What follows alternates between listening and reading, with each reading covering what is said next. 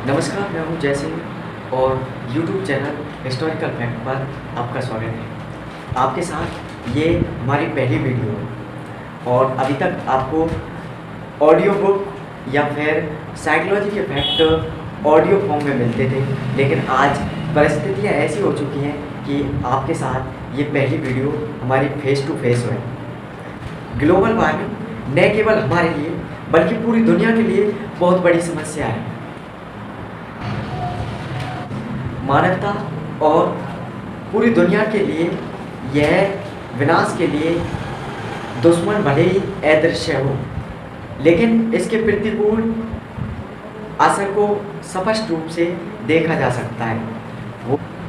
हालांकि कुछ लोग सब कुछ देखने के बावजूद भी कुछ न देखने का नाटक करते हैं, अभिनय करते हैं। धरती गर्म होती जा रही है और साथ साथ मौसम का भी कोई खास अच्छा रेस्पॉन्स नहीं, जिसका नतीजा हमारे सामने एक बड़ी तबाही के रूप में आए दिन आता दिख रहा होगा। आप इसे को कुछ इस तरह समझ सकते हैं कि पिछले 36 सालों में उत्तराखंड में बहुत बड़ी बारिश हो जाती है।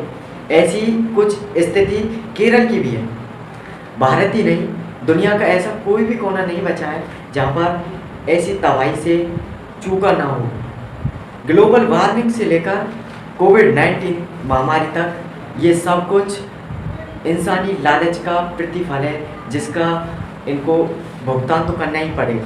विकास की भूख इतनी बढ़ गई है कि हमने प्राकृतिक संसाधनों का बहुत ज़्यादा जमकर इस्तेमाल किया है, उत्सर्जन किया है, और ये ग्लोबल वार्मिंग और महामारी जैसी कोविड-19 इसी के प्रतिफल का नतीजा है। और साथ साथ आप आईपीसी की एक स्टडी के मुताबिक भी इसका अंदाज़ा अपने अपने शब्दों में लगा सकते हैं। ग्लोबल वार्मिंग के कारण बर्फ़ पिघल रही है, जिससे कि समुद्र का आए दिन जल स्तर बढ़ता जा रहा है।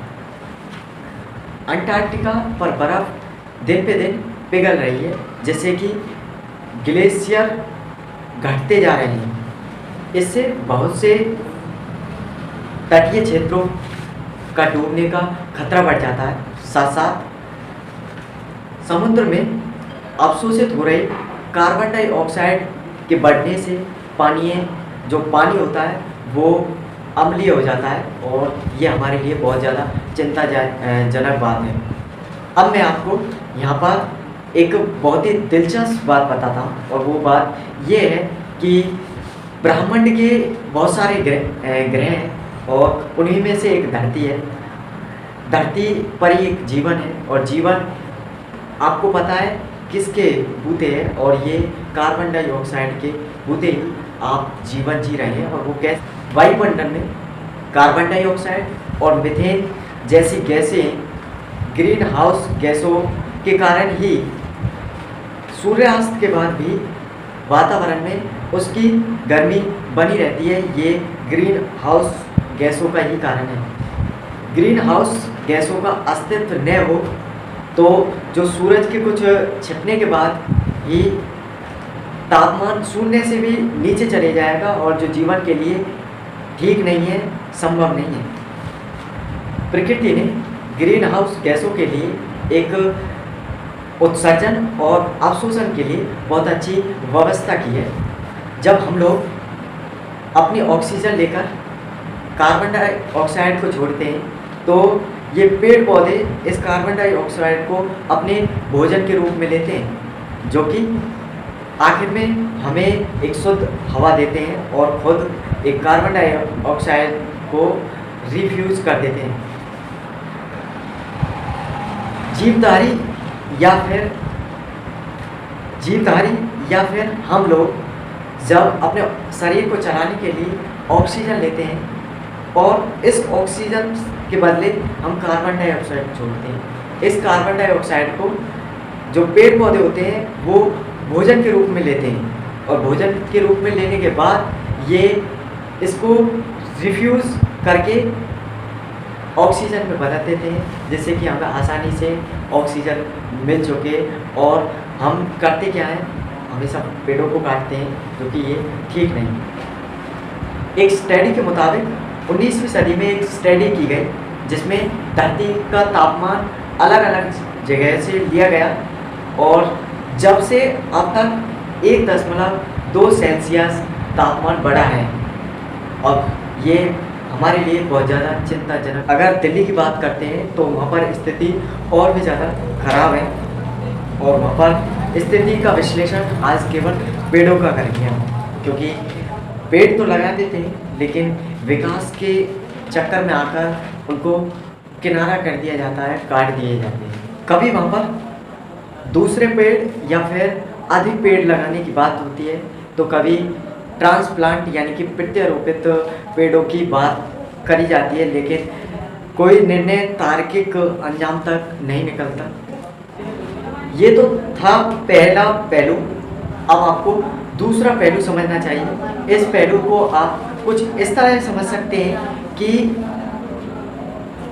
हम जो काटने के नाम पर जो दूसरे अतिरिक्त पौधे लगाते हैं वो कौन से पौधे होते हैं, ये आज आपको समझना चाहिए। इन कुछ पॉइंट हरियाली के नाम पर जो नॉन पॉपुलर पेड़ लगाए जाते हैं वो ये केवल हरियाली देते हैं। इनको विलायती रूप में एक कीकर कहा जाता है। ये ना तो कोई विशेषकर ऑक्सीजन देते हैं और कोई महत्व नहीं है इनका। ये केवल हरियाली के अपनी कागजी काम करते हैं। वनस्पति पेड़ केवल कागज़ में ही सीमित रहते हैं, कागज़ों की सूची में होते हैं और वहीं तक उनको सुरक्षित रखा जाता है और लगाने की तो बहुत दूर की बात। आइए कुछ दिल्ली सरकार के कुछ पॉइंटों पर ध्यान दें। ये आज पॉइंट आपको ज़रूर समझने चाहिए। ये पॉइंट आपके लिए क्यों ज़रूरी है ये भी इन पॉइंटों से आप समझ सकते हैं। पहला बड़ा पॉइंट, और बड़े बड़े और हरे हरे पेड़ काट दिए जाते हैं और छोटे छोटे और विलायती कीकर लगा दी जाती है नाम मात्र हरियाली के लिए। दूसरा और बड़ा महत्वपूर्ण पॉइंट ये है, पेड़ लगाने और पेड़ काटने के ज़्यादातर नियम कागजी होते हैं, उन पर कोई ज़्यादा अमल नहीं किया जाता। एनसीआर की एक स्टडी के मुताबिक हर रोज़ लगभग 8 पेड़ औसतन काटे जाते हैं। ये औसतन है केवल दिल्ली का,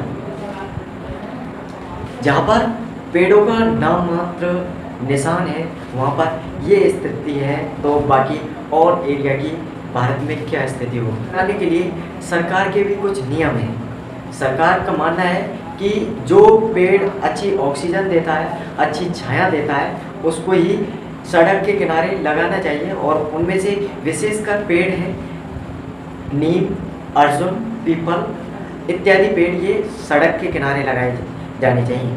दूसरी तरफ रेल के किनारे कौन से पेड़ लगाने चाहिए, उनमें से पॉपुलर पेड़ है एक बरगद का और दूसरा है पीपल का, और बबूल का पेड़ भी लगाना बहुत अच्छा रहता है रेल लाइन के साइड में। तीसरा बड़ा पॉइंट ये है कि कृषि और वाणिज्य की स्थिति में हमें कौन से पेड़ लगाने चाहिए। ऐसे में आम, अमरूद और जामुन जैसे पेड़ जरूर लगाने चाहिए। आखिर में साइकोलॉजी का बहुत ही इंटरेस्टिंग फैक्ट ये कहता है कि जब आप किसी की तारीफ़ करते हो तो आपका माइंड काफ़ी पॉजिटिव हो जाता है। तारीफ़ एक पॉजिटिव माइंड ही कर सकता है। सेल्फ कॉन्फिडेंस बढ़ाने के लिए दूसरों को तारीफ़ करें। आज के लिए बस इतना ही। अपने स्वास्थ्य का ख्याल रखिए। नमस्कार।